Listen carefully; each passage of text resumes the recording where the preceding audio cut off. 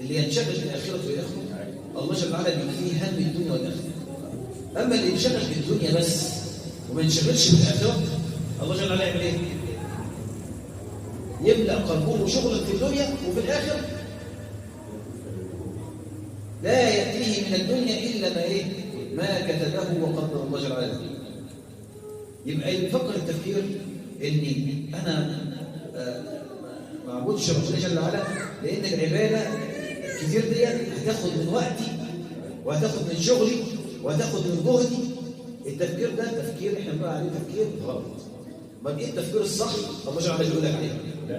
يقول لك انت لو عاوز دنيا، عاوز ثواب الدنيا، عاوز دار الدنيا، فانت هتطلبها من ربنا.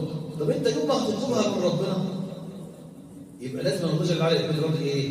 عشان يديك ثواب الدنيا والايه؟ والاخره. ما هو ممكن يديك الاخره، ممكن يديك في الدنيا. ياما الناس الله جل وعلا اداهم في الدنيا، اداهم من الاموال ومن الاولاد ومن السيارات ومن صح؟ وايه غنى. طيب وبعد الغنى ايه اللي يحصل؟ يا اما هو هيزول عن هذا الغنى، يا اما الغنى هو اللي هيزول ايه؟ عنه. يعني الدنيا مش ايه؟ مش مستمره. الدنيا مش ايه؟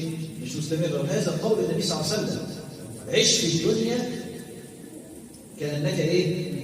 غريب. ثم استدرك وقال ايه؟ بل عامل سبيل.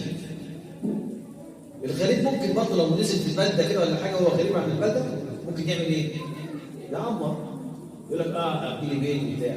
لكن الرسول صلى الله عليه وسلم استدرك قال لك ايه؟ قال لك لا لا لا، انت كن في الدنيا بقى كانك عابر سبيل. وعابر سبيل يعني ايه عابر سبيل؟ يعني كانه ماشي بالطريق. اللي ماشي بالطريق دوت هيفكر ان هو يبني في الطريق ده بيت ليه ولا يستقر فيه هكذا. ومن نعم ربنا على العبيد ان هو خلى نعيم الدنيا مقدر. نعيم الدنيا ايه؟ مقدر، يعني في تقدير، مش خالص، مش صافي، مش كامل. مهما انعم الله جل وعلا على العبيد في الدنيا الا ان الدنيا اصلا لم تخلق للنعيم الكامل. امال ايه اللي خلق للنعيم الكامل؟ التام، الجنه. والجنه دي لا يحصل احد عليها الا بالسعي اليها. ولذلك خلق الله جل وعلا الايه قال ايه؟ وكان الله سميعا بصيرا.